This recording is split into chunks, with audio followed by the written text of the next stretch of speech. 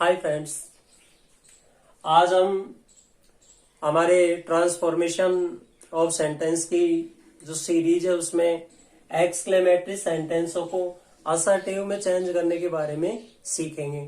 आप सभी को बता ही दिया था कि ट्रांसफॉर्मेशन क्या होता है।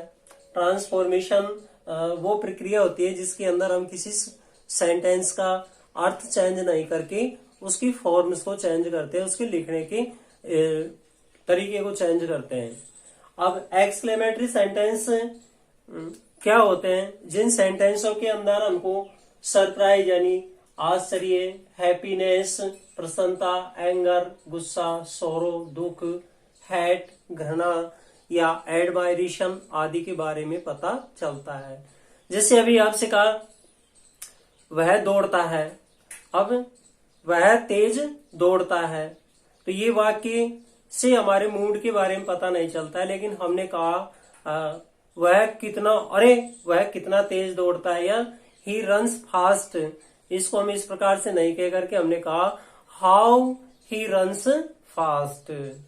तो ये हमारा एक्सक्लेमेटरी सेंटेंस होते हैं। एक्सक्लेमेटरी सेंटेंस को असर्टिव में निम्न प्रकार से चेंज किया जाता है। सबसे पहले यदि वाक्य में हाउ, व्हाट, हाउ, सच आदि शब्द है, इनसे वाक्य शुरू है, प्लस इनके साथ में नाउन हो, तो हम उसके साथ में हम व्हाट, हाउ, सच को हटा करके उनके स्थान पर हम ग्रेट, फाइन, लवली, वंडरफुल या स्ट्रेंज आदि शब्दों का प्रयोग करते हैं। इसके बाद में यदि व्हाट, हाउ, सच आदि के साथ में एडजेक्टिव फॉर्म हो तो हम इनको हटा करके वेरी का प्रयोग करते हैं। जैसे what a fine picture it is, what a fine picture it is. अब इसका हम ट्रांसफॉर्मेशन करेंगे तो हमारा जो पीछे वाला सेक्शन है उसको हम आगे ले लेंगे। इट इज हमारा व्हाट हट जाएगा, व्हाट को हटाने के बाद हम इसके स्थान पर वेरी लगा देंगे। It is a very fine picture. What A lovely garden it is, second sentence भी इसी तरीके से बन जाएगा। इट इज ए, हमारा व्हाट हट जाएगा, इसके स्थान पर हमने ले लिया very. It is a very lovely garden. Next sentence है what is seen it is, what is seen it is. इसके अंदर व्हाट प्लस सीन, सीन हमारा क्या है? नाउन। अब हमको नाउन को चेंज करना है। हमारे यहाँ पर फाइन और लवली क्या थे? एडजेक्टिव। तो इनके अंदर हमने एडजेक्टिव को चेंज किया है। अब हम नाउन के साथ में what a scene it is, तो इट इज। अब हम व्हाट को हटा करके इसके स्थान पर हमारी सेंस के अकॉर्डिंग वर्ड यूज करते हैं। जैसे लवली ले लिया, स्ट्रेंज ले लिया, ब्यूटीफुल ले लिया, वंडरफुल ले लिया, कुछ भी ले लिया। It is a lovely, strange, wonderful, beautiful scene. Next है कुछ वाक्यों में सब्जेक्ट एवं वर्ब नहीं होती है। ऐसे वाक्यों में हम इट या अन्य शब्द लगा करके उसका ट्रांसफॉर्मेशन करते हैं। जैसे what A hotel, what A hotel, इसमें हमको क्या हो रहा है? अचंभा हो रहा है कि वास्तव में होटल कैसी है, कितनी अच्छी है, सुंदर है, कितनी शानदार है, कितनी भव्य है। अब इसको हम ट्रांसफॉर्म करेंगे व्हाट ए होटल। अब इसके अंदर सब्जेक्ट नहीं है, वो हमारी तरफ से हम सेलेक्ट करते हैं। It is a grand hotel, यानी ये काफी भव्य होटल है। व्हाट ए सीन, सीन जैसे दृश्य कैसा है, तो it is a beautiful scene. Next है ओ दैट, वुड दैट के स्थान पर हम विश या विश दैट का प्रयोग करते हैं। ओ दैट लिखा हुआ, ओ दैट से वाक्य शुरू हो या वुड दैट से वाक्य शुरू हो, ऐसे वाक्य में हम या दैट यूज करते हैं, विश यूज करते हैं या विश दैट यूज करते हैं। जैसे अलास से वाक्य शुरू हो तो हम अलास में विश यूज नहीं करेंगे, वहां पर हम सैड यूज करते हैं। जैसे oh that she were young again, oh that she were young again. इसके अंदर क्या कहा है कि जैसे मैं आशा करता हूं कि सी वर यंग अगेन, तो हमने ओ दैट हटा करके ओ दैट की जगह पर I wish that she were young again. Next sentence है would that I had not wasted my money.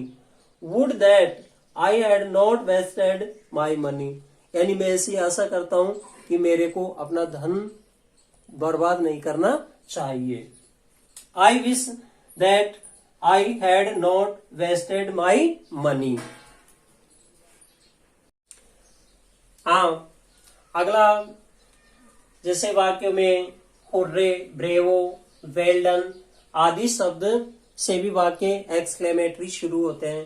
दोस्तों ये तो आपने पहले भी पढ़ रखे होंगे और आपसे आते भी हैं और नहीं भी आते हैं, तो हम जब इस टॉपिक को पूरा होने के बाद में नेक्स्ट टॉपिक लेंगे, उनके अंदर हम जैसे टाइप्स ऑफ सेंटेंस लेंगे तब आपको क्लियर कर दिया जाएगा।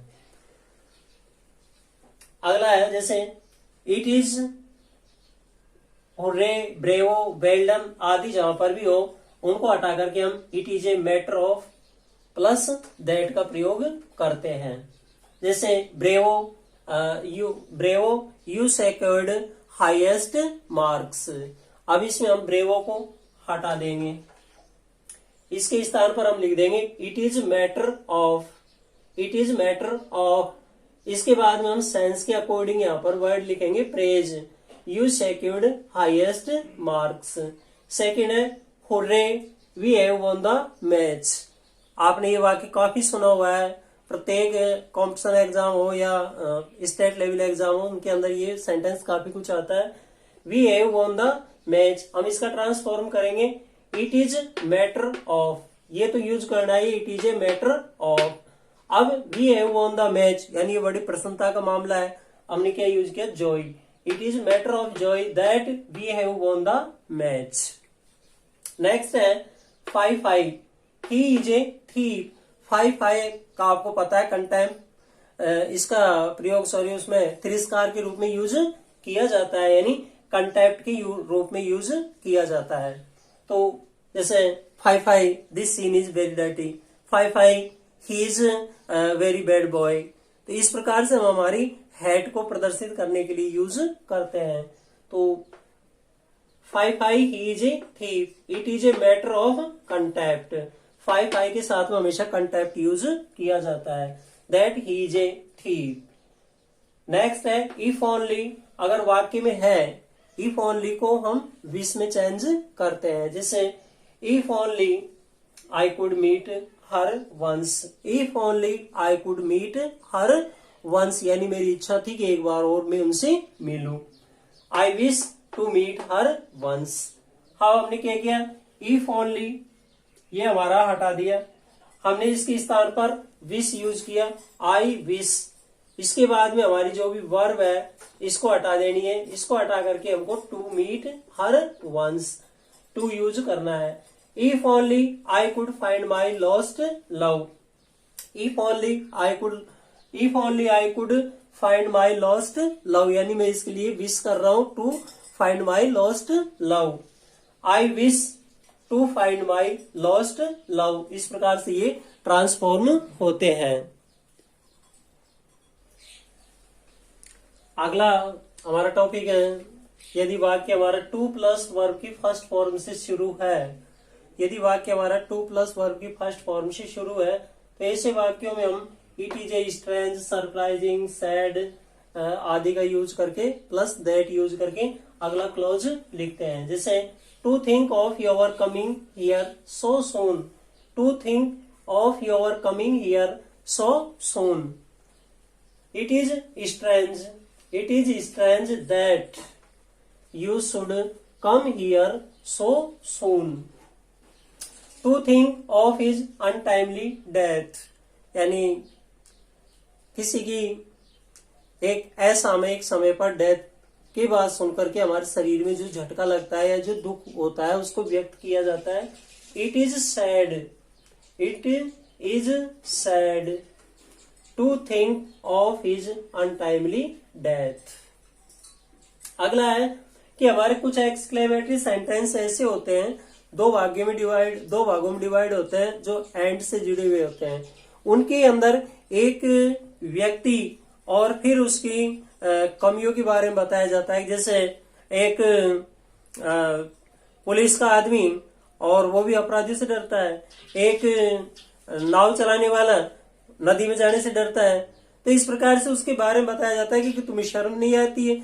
यानी एक बोलो एक नाविक, और वो भी अब नाव चलाने से डर रहा है, नाव चलाने से डरता है। तो इस प्रकार की जो हमें अचंभव होता है सुन करके, अरे एक नाविक है, नाविक भी बोलो झिझक खा रहा है, तो हमारे ऑर्डिनरी आदमियों क्या होगा। तो इस प्रकार के वाक्यों को हम चेंज करते हैं, जैसे a fireman and afraid of sparks, यानी एक फायरमैन जो आग बुझाने के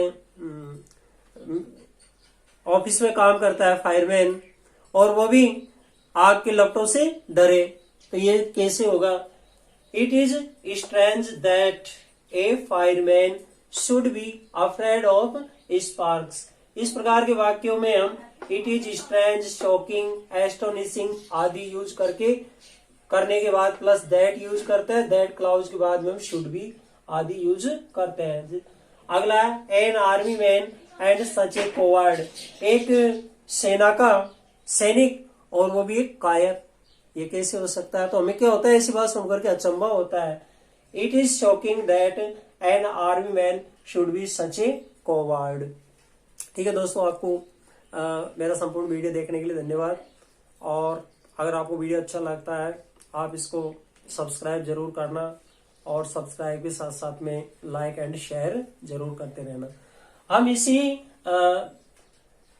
एक्सक्लेमेटरी सेंटेंस का ही सेकंड पार्ट्स बनाएंगे, क्योंकि अगर इसको एक पार्ट्स में देते हैं तो काफी लेंथी हो जाता है, इसलिए इसका भी सेकंड पार्ट्स शीघ्र ही आप लोगों के पास में प्रोवाइड करवाया जाएगा। थैंक्स।